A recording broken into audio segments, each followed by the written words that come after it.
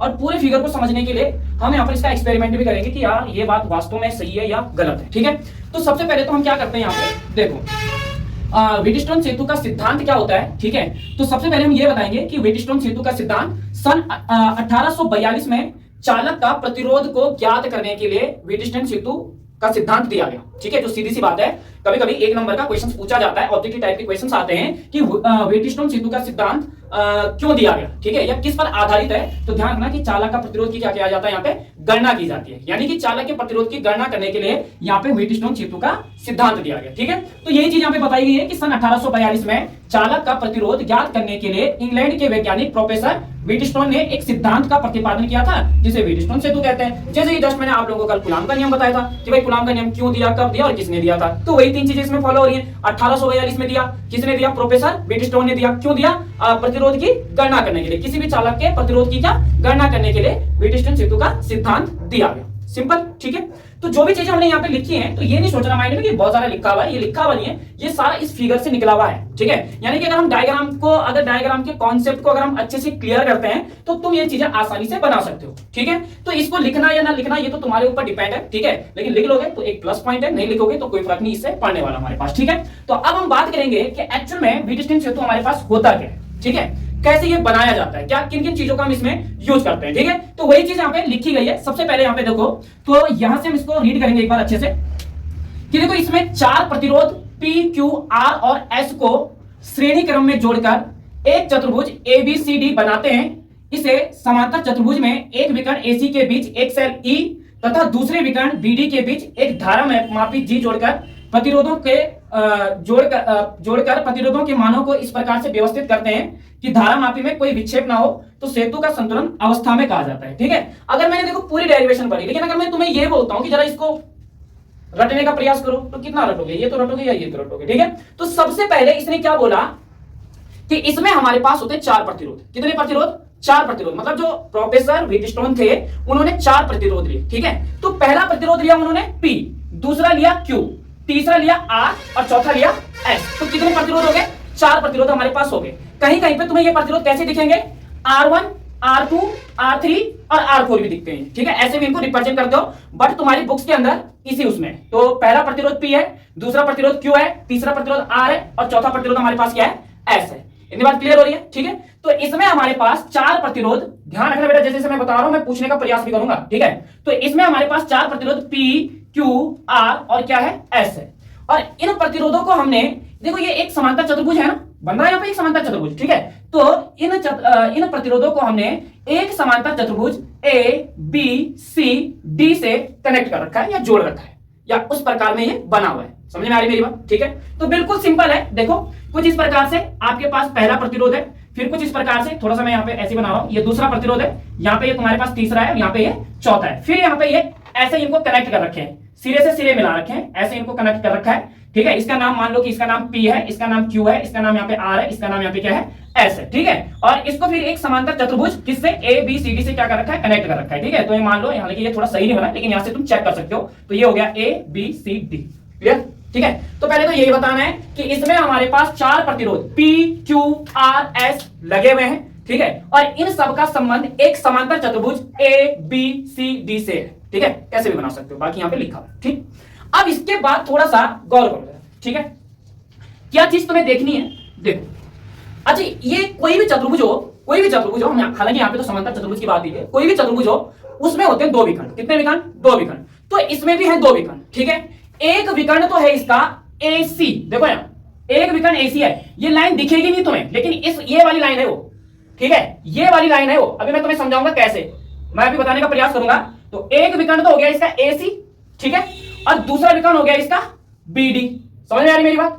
तो AC का काम क्या है, देखो AC विकर्ण को ध्यान से देखो, इसको हमने किससे जोड़ रखा है, यहाँ पे बैटरी से जोड़ रखा है, सेल से जोड़ रखा है, और इसका काम है यहां से विद्युत धारा को प्रवाहित करना। बात समझ में आ रही है। तो यहां से जो हमारे पास विकर्ण AC है, ये विकर्ण AC जो है, ये विद्युत धारा I को इसमें क्या करता है, प्रवाहित करता है। और जो हमारे पास विकर्ण BD है, यहाँ पे हमने एक धारामापी यंत्र लगा रखा है जिसको हम गैल्वेनोमीटर कहते हैं। इसका काम होता है यहाँ पे मतलब करंट का रीडिंग दिखाना। ठीक है, तो यहाँ पे हम ये बोल सकते हैं कि जो यहाँ पे हमारे पास दूसरा विकर्ण BD है, इसमें हमने एक धारामापी यंत्र क्या कर रखा है, यहाँ पे लगा रखा है। ठीक, इतनी बात समझ में आ रही?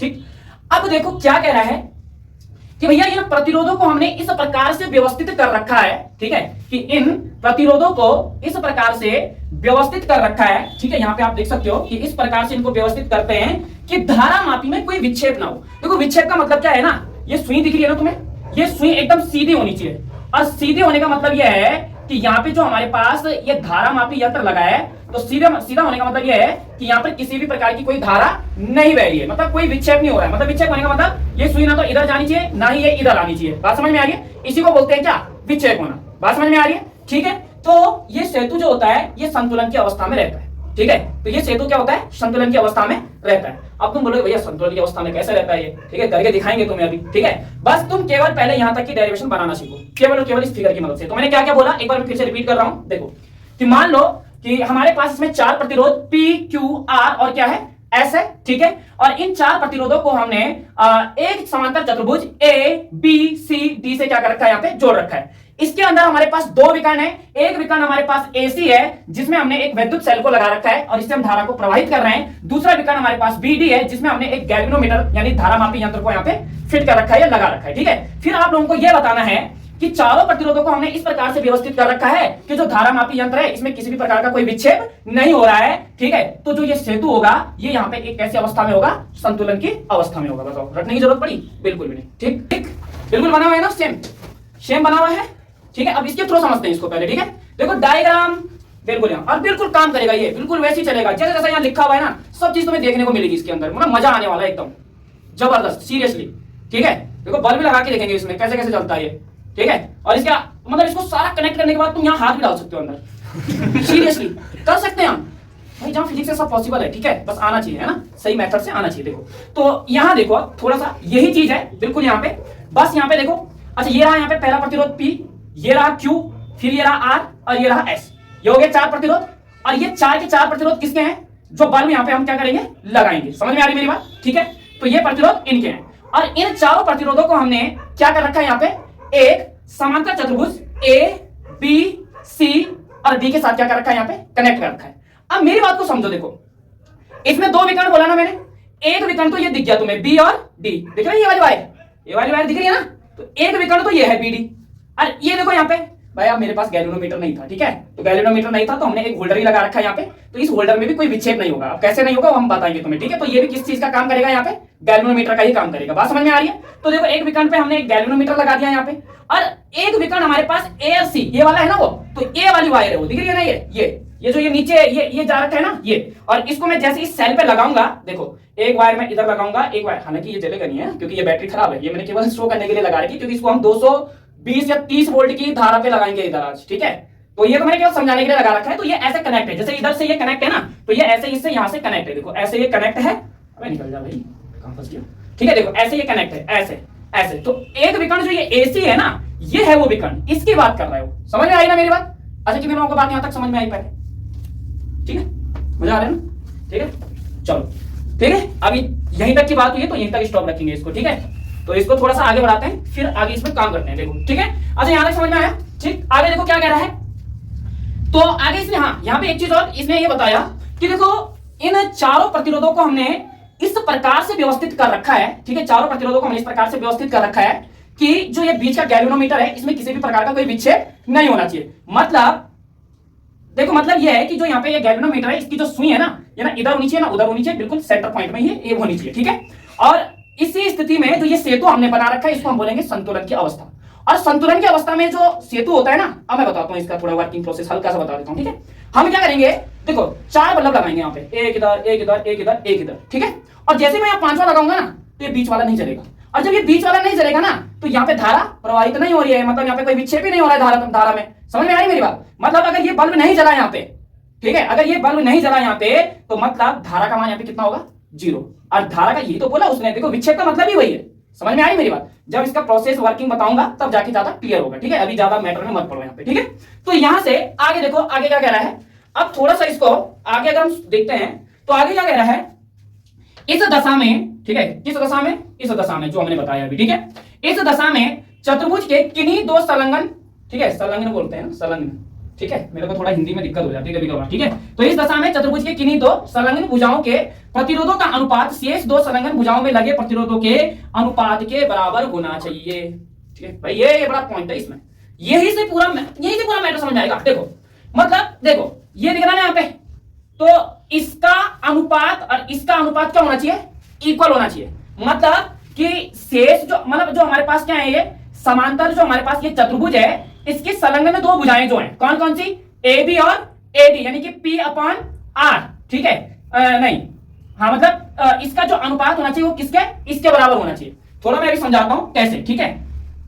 मतलब कि जो हमारे पास देखो संलग्न भुजाएं, एक होता है संलग्न भुजाएं, एक होता है संगत भुजाएं। तो संलग्न भुजाएं होती है जो एक ही पॉइंट से मतलब ऐसे निकलती हैं, देखो तो ये एक ही पॉइंट से निकली हुई है, ठीक है। एक इधर जा रखी है, एक इधर जा रखी है, तो इसका अनुपात इसके बराबर होना चाहिए। अभी समझ में आएगा कैसे, ठीक है। तो तुम्हें ये सारा मैटर, ठीक है। तो यहाँ पे आगे देखो, ठीक है। तो क्या कह रहा है कि इस दशा में, तब इस दशा में चतुर्भुज के किन्हीं दो संलग्न भुजाओं का जो अनुपात है शेष दो संलग्न भुजाओं के प्रतिरोधों के अनुपात के क्या होना चाहिए, बराबर होना चाहिए, ठीक है। यहां तक समझ में आ रहा है, ठीक है। अगर इससे अगर मैं ना भी कराऊं तो इजीली समझ सकते हो तुम लोग यहां से, ठीक है। तो क्या बताया कि इस दशा में इस चतुर्भुज के जो हमारे पास प्रतिरोध है, इन प्रतिरोधों के जो संलग्न दो भुजाएं हैं उनका जो अनुपात है शेष दो प्रतिरोधों की भुजाओं के अनुपात के क्या होना चाहिए, इक्वल होना चाहिए, बराबर होना चाहिए। बात समझ में आई, ठीक है। तो यहां तक अच्छा एक्सप्लेन करो इतना। हमारे पास चार प्रतिरोध है पी क्यू आर एस, जो कि समांतर चतुर्भुज ए बी सी डी से जुड़ा हुआ है। और जो ए बी सी डी जो चतुर्भुज है, इसकी जो संलग्न भुजा है ए सी, उसमें एक सेल जुड़ा है जिससे कि विद्युत धारा प्रवाहित हो रही है। और जो एक विकर्ण है बी डी, उसमें एक विद्युत धारा यंत्र है गैल्वेनोमीटर, उसे मतलब जोड़ रखा है। और इन चारों प्रतिरोधों को हमें इस प्रकार से संयोजित करना है, इस क्रम में रखना है कि ये जो प्रतिरोध है इसमें धारामापी जो यंत्र है इसमें कोई विक्षेप ना आए। हाँ, और तो इस स्थिति में जो ये सेतु होगा ये संतुलन की अवस्था में होगा। हाँ, आगे। और जो ये चतुर्भुज के दो प्रतिरोधों के संलग्न भुजाओं का जो अनुपात होगा वो शेष दो भुजाओं के अनुपात के बराबर होगा। वेरी गुड आगे, ठीक है। अच्छा कहां तक बताया था मैंने बताया था तुम्हें ये यहाँ तक, बात समझ में आ गई, ठीक है। तो ये हमने यहाँ तक इसको क्लियर कर दिया, मतलब पूरा इसका जो डायग्राम था और जो इसकी डेरिवेशन बनती थी वो हम इसको कंप्लीट कर चुके हैं, ठीक है। अभी इसका वर्किंग प्रोसेस भी बताएंगे तुम्हें अच्छे से। अब यहाँ पे देखो आगे क्या कह रहा है, ठीक है। यहाँ तक हो चुका है ये, ठीक है।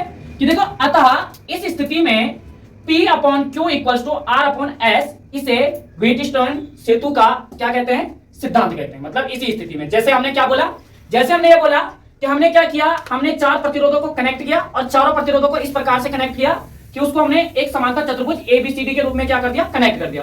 फिर हमने ये देखा कि इसमें दो विकर्ण निकल रहे हैं। एक विकर्ण हमारे पास एसी है जो कि एक सेल से यहाँ पे कनेक्ट है, और दूसरा विकर्ण हमारे पास बीडी है जो कि एक गैल्वेनोमीटर से क्या है यहाँ पे कनेक्टेड है, ठीक है। और जो हमारे पास विकर्ण एसी है इसका काम है यहाँ से धारा को क्या करना, प्रवाहित करना। फिर ये बताना है कि चारों प्रतिरोधों को हमने कुछ इस प्रकार से कनेक्ट कर रखा है, कुछ इस प्रकार से हमने व्यवस्थित कर रखा है कि जो हमने यहाँ पे बीच में ये धारामापी यंत्र लगा रखा है इसमें किसी भी प्रकार का कोई विक्षेप ना हो, ठीक है।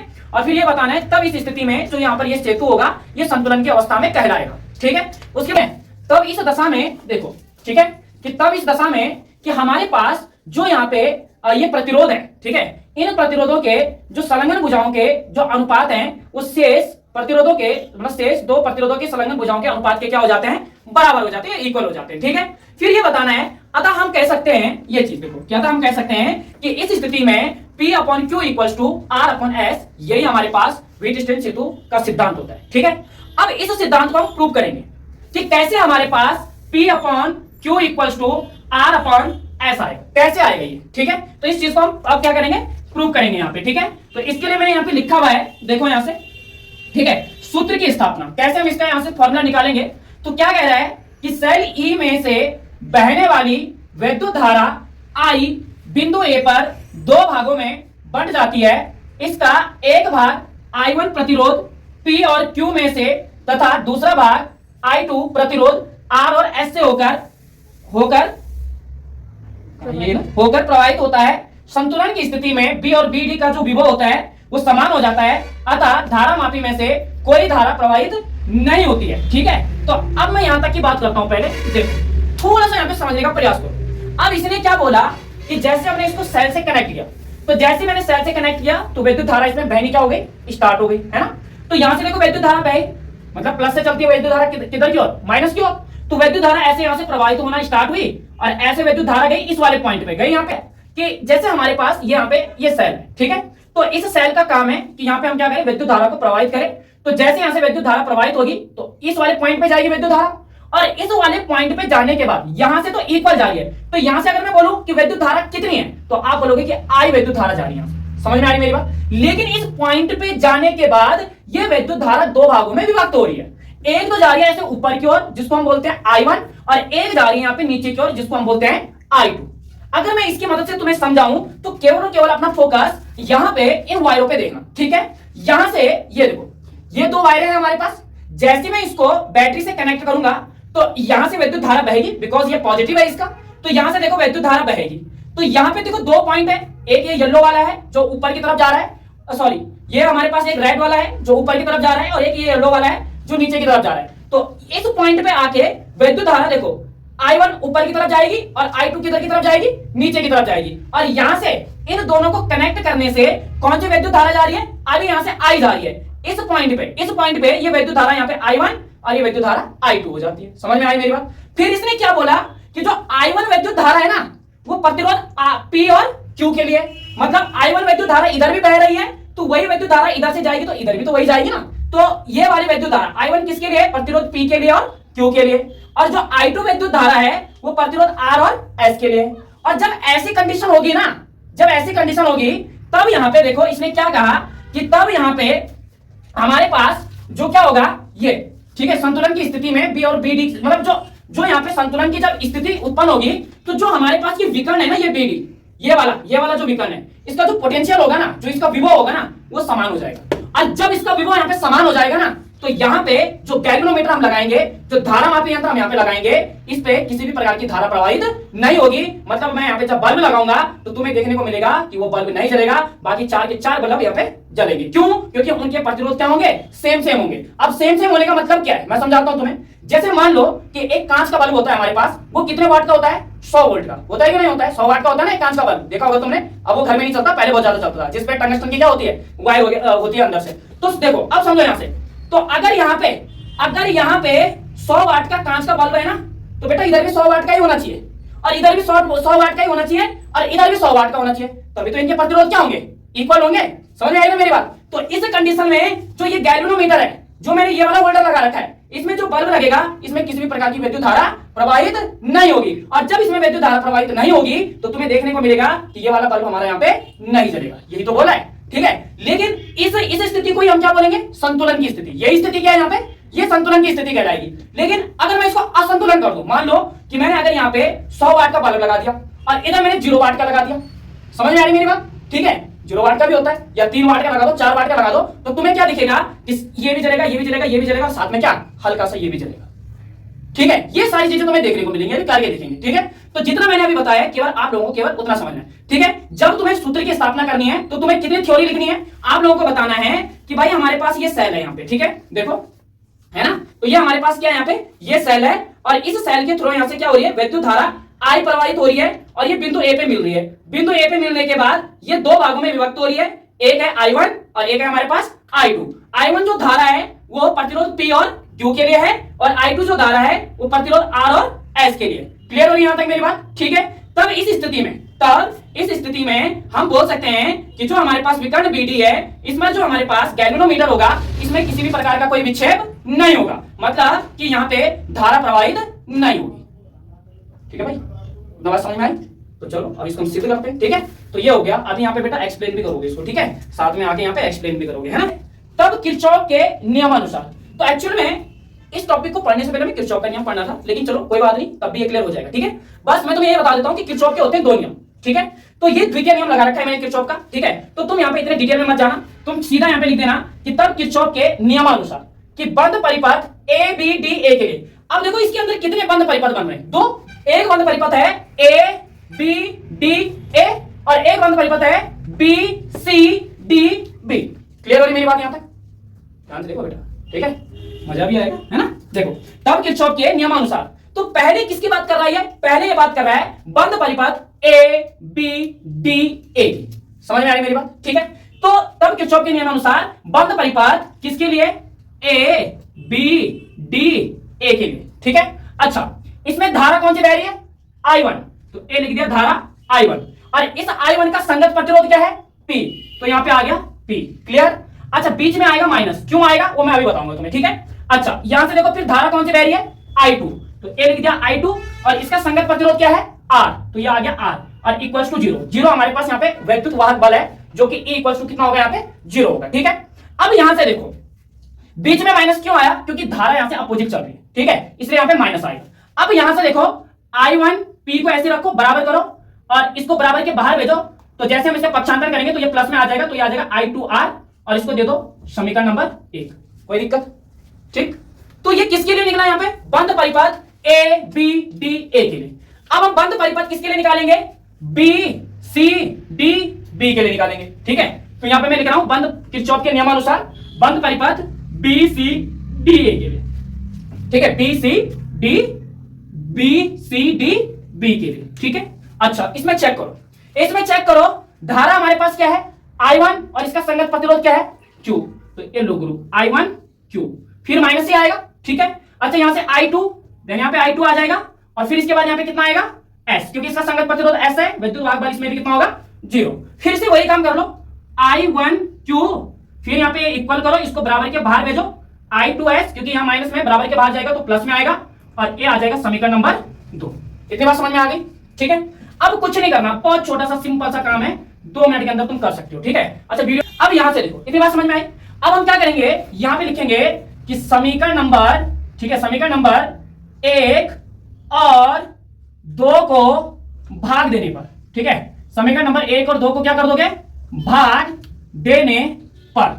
अच्छा यहां से लिया तुमने I1P, ठीक है, ये वाला देखो I1P, तो ये आ गया यहां से I1P, और इसमें समीकरण नंबर 2 में जो इसका लेफ्ट हैंड साइड है ना, क्या है? I1Q, तो इसका दे दो डिवाइड, तो I1Q इक्वल आ जाएगा इधर से I2R, तो ये आ गया यहां से I2R, अपॉन में आ जाएगा I2S, तो ये आ गया I2S, I1 से I1 कैंसिल, I2 से I2 कैंसिल, तो P upon Q is equal to R upon S, और यही हमारे पास व्हीटस्टोन सेतु का क्या है? सिद्धांत है, यही बताया गया।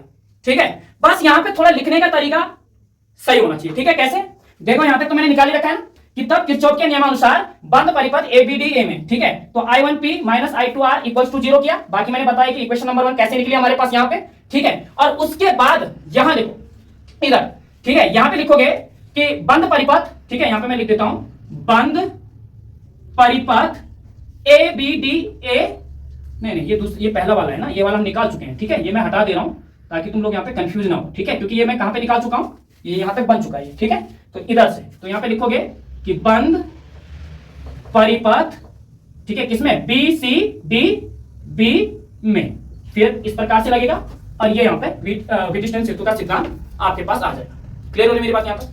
ठीक है, तो बड़ा इजी था। ठीक है, अब आप लोगों को करना कुछ नहीं है, एक देखो, अगर मैं ये बोलूं कि इसके थ्रू मुझे समझाओ पूरा, ठीक है, XYZ तुम निकाल सकते हो, ठीक है, फॉर्मूला भी बता सकते हो इजीली। ठीक है, तो एक बार मैं यहां से बताने का प्रयास कर रहा हूं, और फिर मैं इसका तुम्हें वर्किंग प्रोसेस बताता हूं कि ये कैसे वर्क करता है। ठीक है, तो सबसे पहले हमने क्या बताया कि हमारे पास ये है एक व्हीटस्टोन सेतु का, हमारे पास एक क्या यहाँ पे प्रोजेक्ट मान सकते हो इसको। ठीक है, और इसमें हमने क्या किया है, 4 प्रतिरोधों को हमने यहाँ पे जोड़ रखा है, और इन 4 प्रतिरोधों को फिर हमने एक समांतर चतुर्भुज ABCD से हमने क्या कर रखा है? कनेक्ट कर रखा है। सेकंड चीज मैंने इसमें क्या बताई कि इसके अंदर हमारे पास 2 विकर्ण है। पहला विकर्ण हमारे पास AC है, और इस AC को मैंने यहाँ पे क्या कर रखा है? एक सेल से क्या कर रखा है? यहाँ पे जोड़ रखा है, जिसका काम है यहाँ पे विद्युत धारा को क्या करना? प्रवाहित करना। फिर एक दूसरा विकर्ण है हमारे पास BD, और इस BD विकर्ण में हमने एक गैल्वेनोमीटर लगा रखा है, एक धारा मापी यंत्र हमने यहाँ पे क्या कर रखा है? लगा रखा है। फिर ये बताना है कि चारों प्रतिरोधों को हमने कुछ इस प्रकार से संयोजित कर रखा है, या चारों प्रतिरोधों को हमने कुछ इस प्रकार से व्यवस्थित कर रखा है कि यहाँ पे जो हमारे पास गैल्वेनोमीटर है, इस गैल्वेनोमीटर में किसी भी प्रकार का कोई विक्षेप ना हो। ठीक है। और इस अवस्था में जो हमारे पास ये सेतु होगा, इस अवस्था में एक कैसी अवस्था में कहलाएगा? संतुलन की अवस्था में कहलाएगा, ठीक है। क्यों? क्योंकि जो धारा का मान होगा यहाँ पे वो कितना होगा? 0 होगा। बात समझ में आ रही है? फिर मैंने ये बताया आप लोगों को कि जब तुम्हें इसके सूत्र की स्थापना करनी है तो आपको क्या बताना है कि हमारे पास यहाँ पे ये सेल है और इस सेल के थ्रू हम क्या कर रहे हैं, यहाँ से विद्युत धारा को प्रवाहित कर रहे हैं। तो यहाँ से विद्युत धारा आई बह रही है, इस वाले पॉइंट पे ये जाएगी। तो जैसे इस वाले पॉइंट पे जाएगी तो ये जो हमारे पास यहाँ पे रेड कलर की जो ये वायर है, यहाँ पे विद्युत धारा I1 और यहाँ से जो ये येलो कलर की जो वायर है, इसमें विद्युत धारा I2 के रूप में ये क्या हो जाएगी? 2 भागों में क्या हो जाएगी? विभक्त हो जाएगी, ठीक है। और इधर भी हमारे पास वही विद्युत धारा I1 प्रवाहित होगी और इधर भी हमारे पास यही वाली विद्युत धारा I2 प्रवाहित होगी। जिसमें मैंने ये बताया कि जो I1 धारा है वो प्रतिरोध P और Q के लिए है और जो हमारे पास I2 धारा है वो प्रतिरोध R और S के लिए। बात समझ में आ रही है? उसके बाद तुम्हें क्या बताना है? तुम्हें ये बताना है कि तब यहाँ पे, ठीक है, तब यहाँ पे जो हमारे पास ये यहाँ पे जो इसका विकर्ण BD है, ये हमारे पास किस अवस्था में, ये जो इसका विकर्ण BD है, इसका जो पोटेंशियल होगा वो कैसा हो जाएगा? हमारे पास यहाँ पे समान हो जाएगा। और जब पोटेंशियल समान हो जाता है ना, जब पोटेंशियल इक्वल हो जाता है ना, तो यहाँ पे जो गैल्वेनोमीटर होगा इसमें किसी भी प्रकार की धारा प्रवाहित नहीं होगी। और यही चीज अब हम यहाँ पे करके देखेंगे, ठीक है। तो यही चीज हम यहाँ पे करके देखेंगे कि ऐसा होता है या नहीं होता है। मतलब हम क्या करेंगे, यहाँ पे देखो, जितना वाट का बल्ब यहाँ पे होगा उतना ही वाट का बल्ब इधर लगाएंगे, उतना ही वाट का बल्ब इधर लगाएंगे, उतना ही वाट का बल्ब इधर लगाएंगे। तो जैसे बराबर वाट का बल्ब लगेगा तो प्रतिरोध हो गया समान। जैसे प्रतिरोध हो गया समान तो हम ये देखेंगे कि ये बीच वाला जो हमारे पास बल्ब है ये जलता है या नहीं जलता है। ये जो बल्ब है ना, ये 100 वाट के हैं। ये कितने कितने वाट के हैं? 100 वाट के, ठीक है। तो 100 वाट का बल्ब हम पहले इसमें लगाते हैं, ठीक है। तो पहले हम देखो, और मैं एक चीज और बता दूं तुम्हें, ठीक है, थोड़ा ऊपर रख भाई, कुछ नहीं होगा, कुछ नहीं होगा, ठीक है। एक चीज और बताता हूं मैं तुम्हें कि यहाँ पे ना ये श्रेणी क्रम में लगे, देखो कैसे कनेक्टेड है, श्रेणी क्रम में, ठीक है। तो आपको थोड़ा समझ में नहीं आया क्योंकि पिछला टॉपिक था ये, ठीक है। तो श्रेणी क्रम में है तो कोई बल्ब कम जलेगा, कोई बल्ब क्या होगा यहाँ पे ज्यादा जलेगा, ठीक है। ये तुम्हें देखने को मिलेगा यहाँ पे, ठीक है। तो इसको हम क्या लगा दो यहाँ, ठीक है। तो इसमें करंट फ्लो हो रहा है, ठीक है, धारा से इसमें देखो। तो इसको हम इधर कनेक्ट करते हैं, तो थोड़ा इधर लेके आए इसको, ठीक है। ये क्या हो गया, थोड़ा इधर लेते हैं, वो होल्डर थोड़ा सा ढीला है। ये श्रेणी क्रम में इसलिए देखो,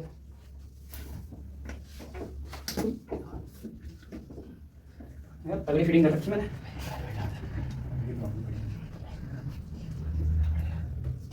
ये हो गया, देखो मैंने बोला था कम ज्यादा चलेगा ना, ठीक है। तो इधर से यार थोड़ा ये अगर एडजस्ट हो जाता ना, इधर थोड़ा हो नहीं रहा है, दिक्कत दे रहा है। अरे भाई थोड़ी देर के लिए होना है भाई, होल्डर में प्रॉब्लम है।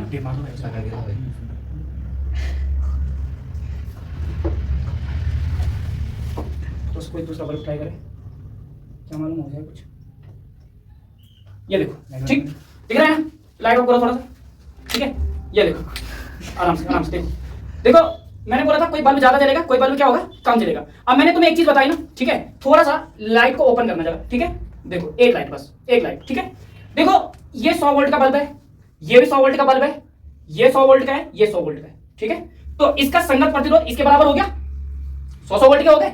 तो हमें ये देखने को मिलेगा कि जो बल्ब हम यहाँ पे जोड़ेंगे, ठीक है, क्या ये जलेगा या नहीं जलेगा। तो यहाँ पे ये नहीं जलेगा, ठीक है। चाहे तो आप ट्राई कर सकते हो यहाँ पे, देखो, ठीक है, ये देखो, ठीक है, ये नहीं जलेगा। बात समझ में आ रही है? और यही चीज यहाँ पे बताई गई, व्हीटस्टाइन सेतु में यही बताया गया, ठीक है, कि हमारे पास जब इसका अनुपात इसके बराबर होगा तभी हमारे पास यहाँ पे जो सेतु होगा वो किस अवस्था में होगा, ये संतुलन की अवस्था में होगा। अच्छा, अगर मैं यहां से एक निकालूं, ठीक है, तो ये थोड़ा सा क्या हो जाएगा, अनबैलेंस हो जाएगा ना। ये अभी तो बैलेंस में है, ठीक है। मान लो कि एक बल्ब निकाल दो, मान लो कोई एक बल्ब यहां से हम क्या करते हैं, निकाल देते हैं, ठीक है। मान लो इसको निकाल दिया, ठीक है। तो ये देखो, थोड़ा लाइट ऑफ करो, थोड़ा लाइट ऑफ करो, ये देखो हल्का हल्का जल रहा है, ठीक है। क्यों जला अब ये? क्योंकि अब ये कैसा हो गया, यहाँ पे अनबैलेंस हो गया ये, ठीक है। क्योंकि पहले ये बैलेंस था और व्हीटस्टाइन सेतु में यही बताया गया कि जब ये बैलेंस, जब हमारे पास प्रतिरोध इसके क्या रहेंगे, इक्वल रहेंगे। थोड़ा लाइट ऑन करो, ठीक है। तो जब हमारे पास प्रतिरोध क्या रहेंगे, इक्वल रहेंगे, तो बीच वाला जो हमारे पास धारामापी यंत्र होगा उसमें करंट फ्लो नहीं होगा, ठीक है। और अब इसमें करंट फ्लो हो रहा है, ठीक है। क्यों करंट फ्लो हो रहा है? क्योंकि हमें अच्छे से दिख रहा है, क्योंकि यहां से ये अनबैलेंस हो चुका है, ठीक है।